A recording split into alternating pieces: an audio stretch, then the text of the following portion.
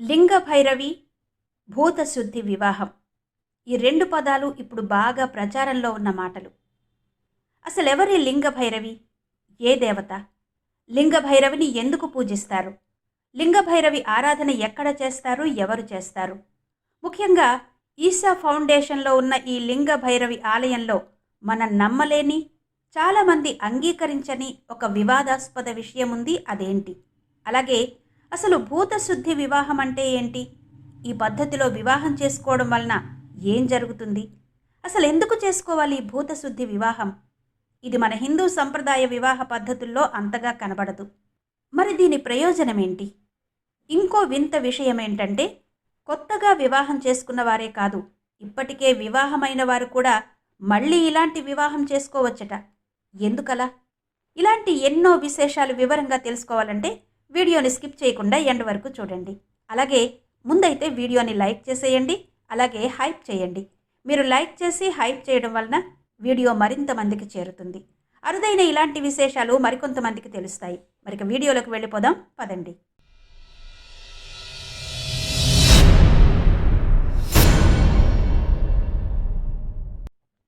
లింగ భైరవి అమ్మవారు, లింగ రూపంలో ఉన్న భైరవి అమ్మవారు. శివుడు లింగ రూపంలో కనిపించడం అత్యంత సహజమైన విషయం. కానీ అమ్మవారిని ఎప్పుడైనా లింగ రూపంలో చూశారా? అలా లింగ రూపంలో దర్శనమిచ్చే అమ్మవారే లింగ భైరవి. అసలు లింగ భైరవి ఆలయాల గురించి చాలా అరుదుగా వింటూ ఉంటాం, చూస్తూ ఉంటాం. అందులోనూ కోయంబత్తూరులో ఈశా ఫౌండేషన్లో ఉన్న లింగ భైరవి ఆలయం మరింత విశిష్టమైంది. అలాగే ఏవో కొన్ని అరుదైన ఆలయాల్లో తప్ప స్త్రీలను పూజారులుగా వినడం, చూడడం జరగదు. కానీ ఇక్కడ ఈ లింగ భైరవి ఆలయంలో పూజారులు స్త్రీలే. ఈ ఆలయంలో అమ్మవారు కాళరాత్రి లాంటి నల్లటి ఛాయతో, తీక్షణమైన కళ్ళతో, వెలుగులు చిమ్మే త్రినేత్రంతో, తన వైభవాన్ని చాటే బంగారు రంగు చీరతో 10 చేతులు చాచి మనల్ని ఆహ్వానిస్తున్నట్టు ఉంటుంది. నిజానికి లింగ భైరవి ఆలయాలు అక్కడక్కడ ఉన్నా అవి పెద్దగా గుర్తింపు లేకుండానే ఉన్నాయి. అసలెవరి లింగ భైరవీదేవి అంటే, శక్తికి స్త్రీ రూపం లింగ భైరవీదేవిగా చెబుతారు. సాక్షాత్తు జగజ్జనని పార్వతీదేవే ఈ లింగ భైరవీదేవి. తామసం, రాజసం, సత్వగుణాల యొక్క అభివ్యక్తిగా వరుసగా దుర్గామాత, లక్ష్మీమాత, సరస్వతీమాతగా సూచిస్తారు.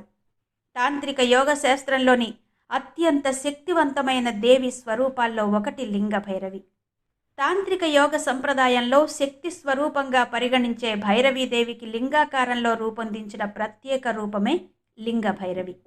లింగ భైరవిని ఆధ్యాత్మిక సాధకులు, యోగులు, ముఖ్యంగా తాంత్రిక సాధన చేసేవారు ఎక్కువగా ఆరాధిస్తారు. భౌతిక, మానసిక, ఆధ్యాత్మిక జీవితంలో సమతుల్యత కోరుకునేవారు భైరవి పూజ చేస్తారు. నిత్య జీవితంలో వచ్చే వివిధ సమస్యల పరిష్కారం కోసం లింగ భైరవి ఆరాధన అనేది జరుగుతుంది. లింగ భైరవి పూజ వల్ల భౌతిక, ఆధ్యాత్మిక శ్రేయస్సు లభిస్తుంది. ఆరోగ్యం, సంపద వంటి తక్షణ ప్రయోజనాలు కూడా ఉంటాయని, భైరవి సాధన భావోద్వేగ బుద్ధిని పెంచి జీవితాన్ని సుఖమయం చేస్తుందని చెబుతారు. లౌకిక ప్రయోజనాలే కాకుండా ముఖ్యంగా ఆధ్యాత్మిక వృద్ధి, దేవి అనుగ్రహం ద్వారా మోక్షం వైపు నడిపిస్తుందని చెబుతారు సాధకులు. భైరవి అంటే భయంకరమైనది అని అర్థాన్ని చెబుతారు. పురాణాల ప్రకారం 10 మహావిద్యలలో ఒకటి భైరవి, భైరవుని భార్య. దేవి యొక్క 33 శుభనామాలను మంత్రంగా కలిగి ఉంటుంది లింగ భైరవి స్తుతి. నవరాత్రుల సమయంలో లింగ భైరవి దేవి దుర్గా, లక్ష్మి, సరస్వతి రూపాల్లో పూజలందుకుంటుంది. ఈ అమ్మవారి అనుగ్రహం పొందిన భక్తుల మనశ్శరీరాలను, శక్తులను స్థిరపరుస్తూ జననం నుంచి మరణం వరకు ప్రతి దశలోనూ వారికి అండగా నిలబడుతుందని చెబుతారు. లింగ భైరవి ఆలయాలు చాలా అరుదుగా చూస్తూ ఉంటాం. అయితే తమిళనాడులో కోయంబత్తూర్కు పశ్చిమాన సుమారు 30 కిలోమీటర్ల దూరంలో ఉన్న లింగ భైరవి ఆలయం ఇప్పుడు బాగా ప్రచారంలోకి వచ్చింది. ఈశా యోగా కేంద్రంలో ఉన్న ఈ ఆలయంలో లింగ భైరవి దేవిని సద్గురు జగ్గి వాసుదేవ్ 2010 జనవరిలో ప్రతిష్ఠించారు. దేవి ప్రతిష్టాపన ప్రాణ ప్రతిష్ఠ ద్వారా జరిగింది. ఈ ఆలయంలో ఒక విశేషమైనటువంటి విషయం ఉంది. ఆలయంలో పురుషులు, స్త్రీలు అందరూ అమ్మను ఆరాధించవచ్చు. కానీ గర్భగుడిలోకి ప్రవేశించి లింగ భైరవీదేవిని పూజించడానికి మాత్రం కేవలం మహిళలకే అనుమతి ఉంటుంది. స్త్రీ పురుషుల మధ్య సమానత్వం వైపు పురోగతికి దీనిని ఒక ఉదాహరణగా నిలపాలని, శతాబ్దాలుగా పురుషుల సామ్రాజ్యంగా ఉన్న ఈ రంగంలో మహిళలకు కూడా ఉన్నత స్థాయిని కల్పించాలన్న ఉద్దేశమే దీనికి కారణమని, ఇది మహిళా సాధికారతకు కూడా ప్రధాన ఉదాహరణగా నిలుస్తుందని చెబుతారు సద్గురు. ఇక్కడ మరొక విశేషమైనటువంటి వివాదాస్పదమైనటువంటి విషయం, ఋతుస్రావ సమయంలో కూడా పూజలు చేస్తారు. సాధారణంగా ఏ ఆలయంలోకి ఋతుస్రావ సమయంలో ప్రవేశం ఉండదు, అసలు ఆ ఆలోచనే అపచారంగా భావిస్తారు. ఋతుస్రావ సమయంలో స్త్రీలు పవిత్ర గ్రంథాలను తాకడం కానీ, పూజలు ప్రార్థనలు చేయడం కానీ చెయ్యరు. కానీ ఇక్కడ మాత్రం లింగ భైరవి ఆలయంలో ఋతుస్రావంలో కూడా పూజలు ఆరాధనలు చేయవచ్చు అనేది విశేషమైన విషయంగా చెప్తారు. ఆలయంలోని మహిళా పూజారులని బైరాగినిమా అని పిలుస్తారు. వారు ఆలయంలో ప్రార్థనలు నిర్వహించడమే కాకుండా ఆలయ నిర్వహణ బాధ్యతలు కూడా చూస్తారు. ఆలయంలో దాదాపు 10 మంది మహిళా పూజారులుంటారు. ఈసా ఫౌండేషన్లో ప్రతిష్ఠించిన ఈ లింగ భైరవి అమ్మవారిని దర్శించుకోవడానికి ప్రపంచవ్యాప్తంగా భక్తులు తరలివస్తారు. దేవాలయంలో ప్రతిరోజు ఉదయం, మధ్యాహ్నం, సాయంత్రం హారతులు జరుగుతాయి. అభిషేకం, దేవీ స్తోత్రం, లింగ భైరవి అర్ఘ్యం జరుగుతాయి. ప్రతి అమావాస్య, పౌర్ణమి, మంగళవారం, శుక్రవారం రోజుల్లో ప్రత్యేక పూజలు చేస్తారు. ఇక్కడ అంటే ఈసా ఫౌండేషన్లో ఇచ్చే సూచనల ప్రకారం ఇంట్లో కూడా లింగ భైరవిని పూజించేవారున్నారని చెబుతారు. ఇంట్లో లింగ భైరవి యంత్రం లేదా చిన్న లింగ భైరవి రూపం తీసుకుని ప్రతిష్ఠ చేస్తారు. ప్రతిరోజు సాయంత్రం సమయంలో దీపం వెలిగించి నీళ్లలో పసుపు, కుంకుమ, పూలు వేసి అర్ఘ్యం సమర్పించి ఈషా ఫౌండేషన్ వారిచ్చే ప్రత్యేక భైరవి అర్ఘ్య మంత్రం పఠించి వారు సూచించిన ప్రకారం ఆరాధన చేస్తారు. ఇక భూతశుద్ధి వివాహం. హిందూ ధర్మం, యోగశాస్త్రం ప్రకారం మానవ శరీరం భూమి, నీరు, అగ్ని, గాలి, ఆకాశం పంచభూతాలతో నిర్మితమైంది. ఈ 5ంటిని శుద్ధి చేసి శరీరాన్ని, మనసును సమతుల్యం చేసుకోవడాన్నే భూతశుద్ధి అంటారు. హిందూ సంప్రదాయంలో పెళ్లికి ముహూర్తం తప్పనిసరిగా చూస్తారు. వధూవరుల జాతకాల ఆధారంగా పెళ్లికి సుముహూర్తం నిర్ణయిస్తారు. కానీ ఈ భూతశుద్ధి వివాహానికి ముహూర్తంతో సంబంధం ఉండదు. ఎప్పుడైనా ఈ పెళ్లి చేసుకోవచ్చు.